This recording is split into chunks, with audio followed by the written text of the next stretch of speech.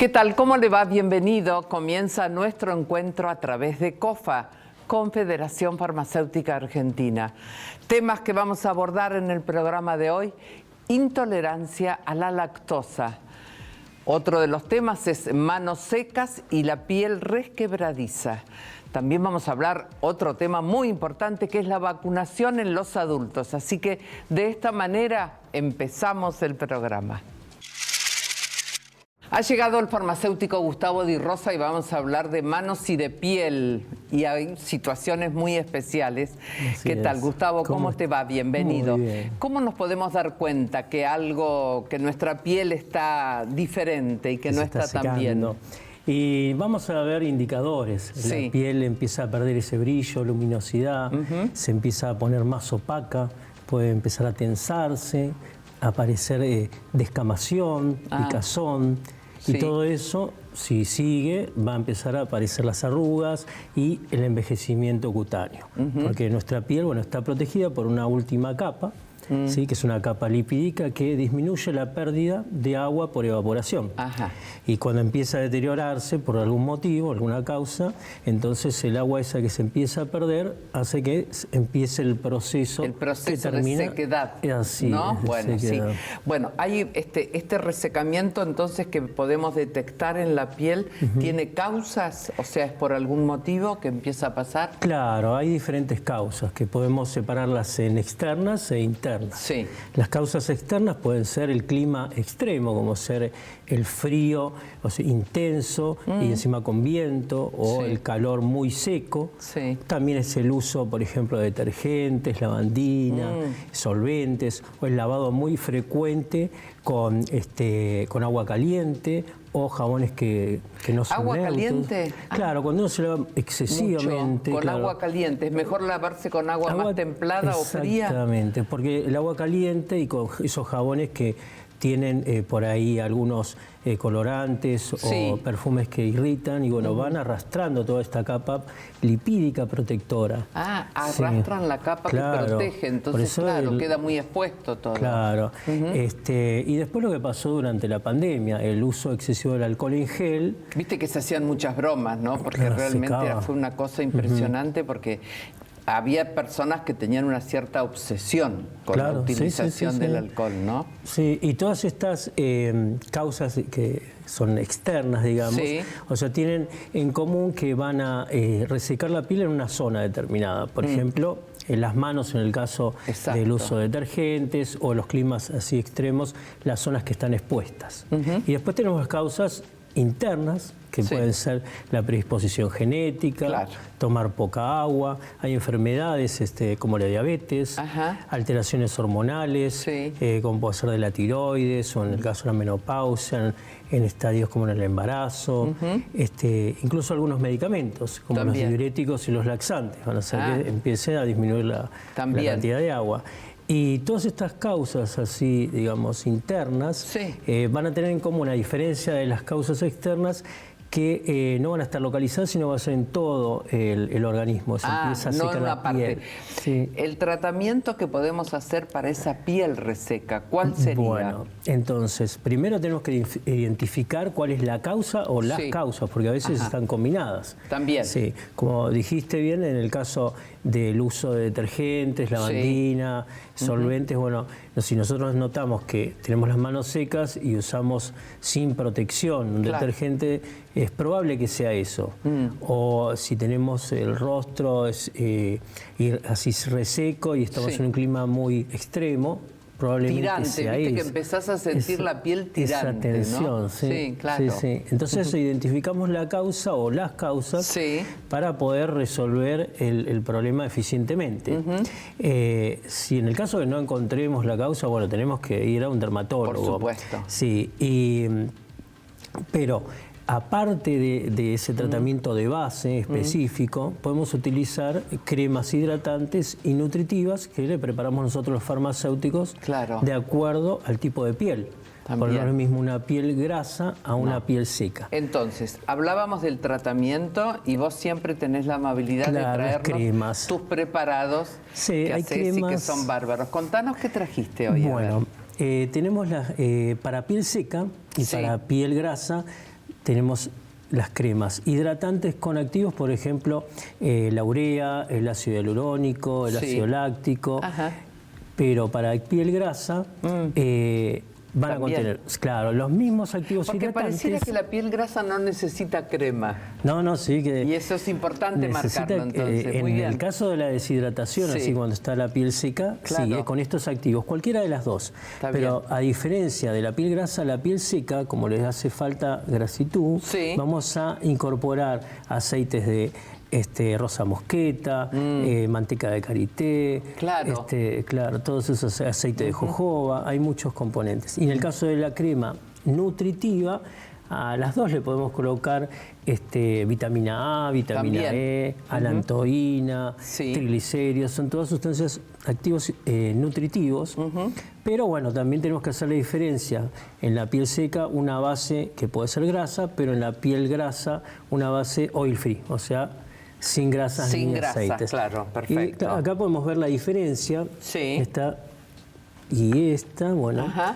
Esta es una crema oil free. Sí, que oil free quiere decir libre de aceite. Claro, es más acuosa. Sí, es cierto. Sí, puedes sentirla. Tiene como la piel. Sí, totalmente. Claro. En cambio, esta es una base grasosa. Perfecto. Sí. Esta es más grasosa. Claro. Me hice la mezcla de las dos. La que me convenga que se absorba, entonces, perfecto. Pero bueno, importante, ¿no? Es importante eso. Y la crema hidratante conviene, en el caso de que tengamos la piel seca, usarla varias veces por día, especialmente después del baño. Muy bien. ¿Sí? Que es cuanto más se absorbe. Sí. Y la crema nutritiva, mejor utilizarla antes de acostarse, una buena cantidad, porque cuando dormimos es el momento donde se hacen las tareas de reparación. De reparación de todo. Me quedé con las manos bárbaras. Gracias, Gustavo. Vamos a una pausa y ya volvemos.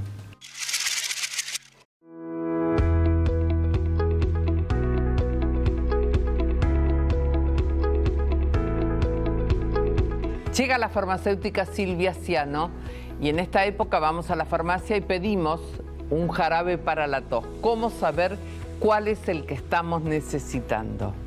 En realidad, cuando tenemos tos, la pregunta debería ser, ¿necesitamos un jarabe? Porque la tos es una respuesta normal del organismo que defiende el sistema respiratorio de la presencia de agentes extraños o de una excesiva acumulación de secreciones. Afecta a toda la población y puede aparecer en cualquier época del año, pero como bien decís, es más común que suceda durante el otoño o el invierno, asociada a procesos catarrales o a estados gripales. Y ese es uno de los errores más frecuentes. Asociar la tos a estos problemas de mucosidad cuando en realidad pueden esconder otras patologías que pueden ser rinitis, bronquitis, enfermedades respiratorias, pero también otras enfermedades que no son respiratorias. El tiempo que el paciente lleva con tos nos da una idea de si el proceso es agudo o es crónico, y también tenemos que tener en cuenta que podríamos distinguir dos tipos de tos: una tos seca sin expectoración, que se llama irritativa, y una tos con expectoración o tos productiva.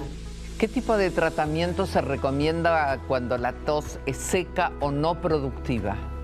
La tos seca o no productiva suele estar causada por agentes irritantes como el humo del tabaco, la atmósfera seca, cambios bruscos de temperatura, contaminación del aire, algunas enfermedades como el asma y también por algunos medicamentos. Suele ser molesta y no tiene utilidad. No hay expectoración y se asocia a irritación de la mucosa traqueal y faringia. Esta tos debe evitarse cuando su intensidad es un problema para el descanso de la persona o puede originar otras complicaciones. En estos casos se utilizan antitusivos que actúan sobre el centro de la tos. Muchos de estos jarabes requieren prescripción médica porque son derivados de opiáceos como la codeína y el dextrometorfano. Cuando la tos se debe a estímulos provocados dentro de las vías respiratorias y está destinada a expulsar secreciones, como les decía, esa tos que llamamos productiva, es una tos fisiológica y generalmente no se trata y no debería ser tratada, salvo que la eliminación del esputo pueda ayudar a mejorar la evolución de la enfermedad. En caso de que la tos sea productiva, ¿cuál sería entonces el tratamiento o la recomendación? En estos casos es preciso asegurarse en primer lugar de que el paciente esté observando las medidas primarias esenciales para aliviar la sintomatología, como medida previa al tratamiento farmacológico. La hidratación, que es un agente mucolítico muy importante, la humidificación de los ambientes a una temperatura de 18-20 grados, evitar ambientes de aire seco y, como decía antes, evitar inhalación de humo, polvo, tabaco, en lo posible cambios bruscos de temperatura también. En el caso de que se requiera la ayuda a estos mecanismos fisiológicos de expectoración, se utilizan jarabes mucolíticos y expectorantes. Los mucolíticos más utilizados por su mayor eficacia son la bromexina, el ambroxol y la N-acetilcisteína. Su función es, como dice su nombre, fluidificar el moco, disminuyendo su frecuencia y también así la intensidad de la tos.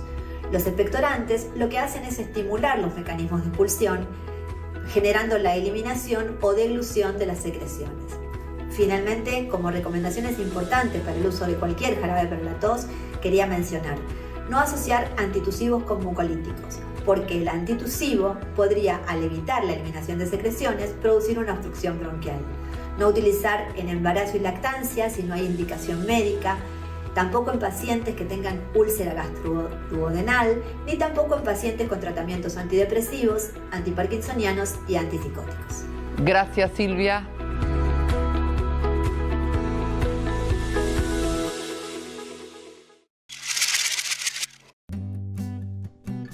Si te duele, que sea de risa. Para todas las demás molestias, existe Sertal. El antiespasmódico que alivia malestares estomacales, dolores menstruales, digestivos y espasmos intestinales. Sertal. Qué felicidad sentirse bien. Con el farmacéutico Víctor Morando vamos a hablar de un tema. Víctor, yo cada vez escucho que hay más intolerancia a la lactosa. No creo que haya más, sino que se detecta más, ¿no? Claro. Es un porcentaje alto de la población, alto, ¿no? Muy alto, se habla del 50%. Ah, tanto. Y en algunos lados más todavía. Mirá, impresionante, la ¿no? Es muy alta la incidencia. Bueno, ¿qué es exactamente la lactosa que provoca esta intolerancia entonces Claro. en tanta gente? Bien. Bueno, la lactosa en sí es un disacárido que está formado por dos moléculas, pero Sí. es importante entenderlo, que son la glucosa y la galactosa. Esas dos moléculas... ¿Están presentes en dónde? En la lactosa. La lactosa está ¿En la formada, leche, por ejemplo? Por ejemplo. Entonces, ¿qué sucede? La lactosa en sí no, pero sí los monosacáridos que tiene, que Sí. son la glucosa y la galactosa, sirven para transportar, por ejemplo, la glucosa se sabe que es para darnos energía Sí. a nuestras células. Claro. La galactosa, aparte de dar energía, aporta y participa en procesos biológicos e inmunológicos. Entonces, son fundamentales. ¿Qué sucede? Cuando uno ingiere la lactosa, que está presente en la leche y todos los derivados, ¿Harinas también? Sí, una gran cantidad de ¿Y en las alimentos. harinas En las también? harinas, Bueno. chocolates, Entonces, café, todo lo que nos un rodea. montón de Sí. cosas. Cuando uno la ingiere, Sí. existe una enzima, que es la lactasa, que lo que hace es separar esos monómeros para que cada uno cumpla su función. Sí. Entonces, cuando hay una carencia de esa enzima, que es la lactasa, se produce la intolerancia. ¿Por Claro. qué? Porque no se transforman en esos monómeros que necesitamos para nuestro organismo, y cuando llega la lactosa, que eso sucede en el intestino delgado, cuando Sí. llega la lactosa al intestino delgado no se encuentra con la enzima, entonces no se desdobla, y entonces cuando llega al intestino grueso se fermenta. Claro. Y ahí al fermentarse es donde se generan todos esos Todos cuadros. esos síntomas que uno que son- ha escuchado tanta gente que a lo mejor ha vivido toda una vida sin un diagnóstico de lo que es lo que le pasaba, con problemas de digestión, de hinchazón, Sí. de tantas, ¿no? Cólicos, inflamaciones, Pensando que tenía problemas dolores, gastrointestinales, diarreas, todo tipo de náuseas. situaciones, Sí, síntomas, claro. todos esos Y síntomas. esto, Aquí se confundía con algo gastrointestinal. Claro. Pero en realidad, lo que pasa es que la lactasa es una enzima que se va perdiendo en el tiempo. Claro. Y si uno a eso le agrega algunas intervenciones, como por ejemplo los operados de intestinos, Ajá. o aquellos que de pronto sufren celiaquía, que Sí. entonces ya tienen una inflamación en el intestino, enfermedad Claro. de Crohn, que es una enfermedad en todo el tubo Sí. digestivo. Todo eso hace de que esas personas tengan una mayor probabilidad de desarrollar la intolerancia. es interesante lo que estás diciendo, porque mucha gente cuando habla de la intolerancia a la lactosa piensa en los celíacos, Claro, nada más. claro. Pero existe un amplio panorama de otro tipo de diagnósticos que no son celíacos solamente, Exacto, ¿no? exacto. Y por eso es importante no automedicarse. No, Es decir, claro. o autodiagnosticarse, ¿no? Bueno, planteados los síntomas y cuál es la situación, la consulta, por supuesto, con el profesional para detectarlo, existe el tratamiento, entonces, o la forma de un cambio en la alimentación. Sí, hay tips que son necesarios. ¿Cuáles son?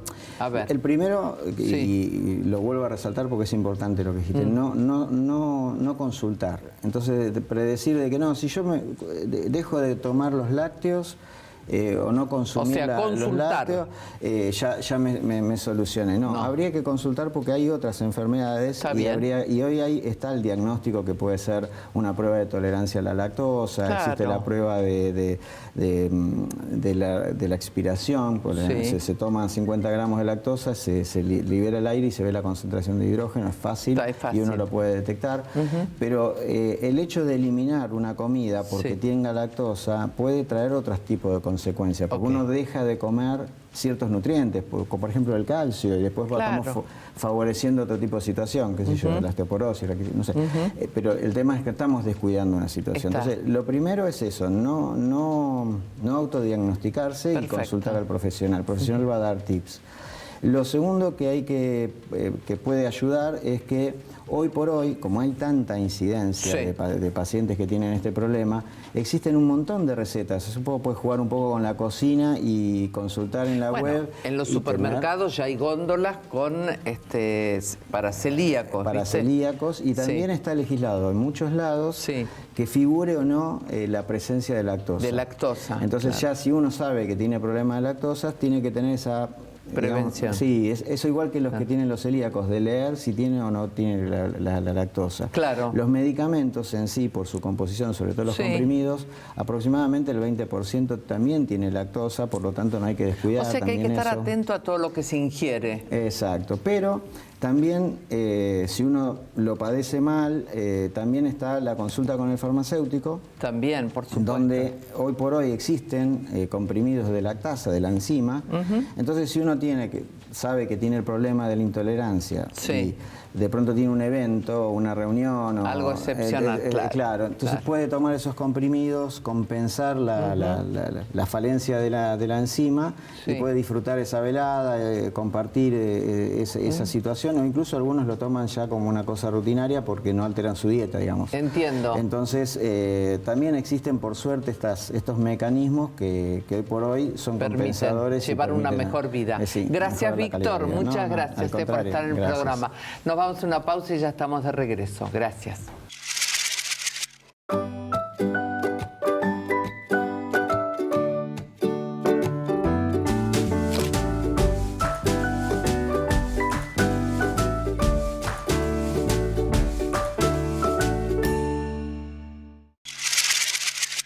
Saludamos a la farmacéutica Eugenia Di Libero y preguntarte cuál es la importancia en el tema cuando hablamos de vacunación en los adultos.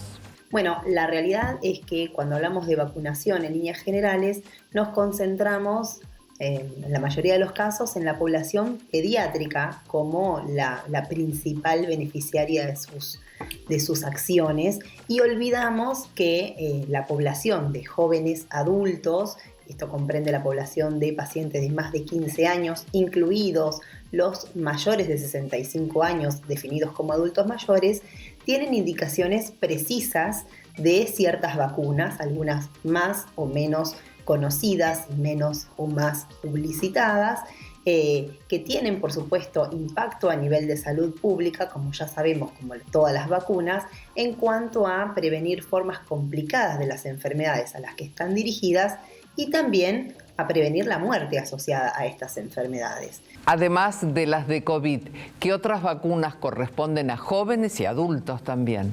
Bien, respecto de cuáles son las vacunas, entonces, de las que son destinatarios esta franja etaria de más de 15 años, los jóvenes y adultos, son fundamentalmente 5. La primera que vamos a mencionar es la doble o triple viral. Doble tiene componente contra sarampión y rubiola, y la triple incorpora el componente contra parotiditis o paperas. La segunda que vamos a mencionar es la doble bacteriana, que tiene componentes contra tétanos y difteria. La difteria cursa también con complicaciones, cuando ocurre la enfermedad, con complicaciones del sistema nervioso central y formas de insuficiencia respiratoria, y el tétanos con contracciones musculares espásticas graves que pueden llevar a la insuficiencia respiratoria y al agotamiento del sistema nervioso central, consecuentemente la muerte, y siguen viéndose casos de tétanos en pacientes adultos no vacunados. La tercera que vamos a mencionar es la de la hepatitis B, obligatoria desde el 2012, tiene un esquema inicial de 3 dosis que se completa también en la niñez, pero si se encontrara con el esquema incompleto en la adultez, se debe o iniciar este esquema de 3 dosis o completarlo si está incompleto. La cuarta que vamos a mencionar es la vacunación antigripal, que está indicada para pacientes embarazadas o puérperas, para pacientes de más de 65 años y también para el grupo de jóvenes que cuenten con algunas enfermedades crónicas debilitantes, como las enfermedades respiratorias crónicas, las enfermedades cardíacas crónicas, la insuficiencia renal en diálisis, la diabetes, las inmunosupresiones, los cánceres oncohematológicos. Entonces, en esta población, en toda esta población que acabo de mencionar, está indicada la vacunación antigripal, que previene las formas graves de gripe. En general se cursa sin mayores complicaciones, pero puede ocurrir formas graves que requieran hospitalizaciones o incluso pueden producir la muerte. Y por último, la quinta que vamos a mencionar, que corresponde en población adulta, es la vacuna para el neumococo, ¿sí? Que previene las formas graves de neumonía neumocóxica. Y también existen graduaciones respecto de diferentes poblaciones dentro de los adultos mayores, que están los mayores de 65 años, en los cuales se indican 2 dosis. Después está la indicada en una población de menos de 65 años que cuenten también con indicaciones debilitantes, como pueden ser las inmunosupresiones, o condiciones debilitantes de no inmunosupresión, en donde van a estar los tabaquistas, los diabéticos, los pacientes con enfermedades crónicas respiratorias o cardíacas, y también la población de inmunosuprimidos con diferentes tipos de inmunosupresión, por HIV, por estar sometidos a inmunosupresiones crónicas, por estar en insuficiencia renal crónica en diálisis, por poseer cánceres o trasplantes de órgano sólido. También van a tener un esquema secuencial, en este caso de 4 dosis. ¿Hay vacunas para fiebres hemorrágicas? Respecto de las fiebres hemorrágicas, sí, hay vacunas para fiebres hemorrágicas y de hecho hay 2 contempladas en el calendario nacional de vacunación dirigidas a población adulta justamente. Las 2 que están contempladas son la fiebre hemorrágica argentina, que es endémica en noroeste de Buenos Aires, sur de Córdoba, sur de Santa Fe y norte de la provincia de La Pampa. El reservorio son los roedores silvestres de esta zona y afecta fundamentalmente a trabajadores rurales. Entonces se recomienda la vacunación un mes antes de la exposición a estas zonas. Es una dosis única a partir de los 15 años y está, como dije, contemplada por el calendario nacional de vacunación. La segunda que está contemplada es la otra fiebre hemorrágica con la que contamos vacuna, es la fiebre amarilla, ¿sí? Que está transmitida por ciertas especies de mosquitos. Las formas graves son fundamentalmente en pacientes menores y en mayores de 65, en menores en la infancia y en mayores de 65 años. Es también endémica en ciertas zonas que se actualizan cuáles son las zonas de riesgo en las páginas del Ministerio de Salud, de Misiones, de Corrientes, del Chaco, Formosa, Jujuy y Salta. Entonces tienen indicación de recibir esta inmunización quienes residan en estas zonas de riesgo. Si no completaron el esquema en la infancia, lo deben hacer, y en la adultez se recomienda una dosis única, y también a quienes vayan a viajar a estas zonas de riesgo 10 días antes de la exposición. Una dosis única otorga protección para toda la vida cuando se aplica en la adultez. Por último, recordar que estas vacunas para las fiebres hemorrágicas, como todas las otras que estuvimos mencionando, que es para la que son población de riesgo los adultos, jóvenes y adultos mayores, están contempladas. Si están contempladas por el calendario nacional de vacunación, son de acceso gratuito en los centros de salud de entes gubernamentales públicos. Gracias, Eugenia.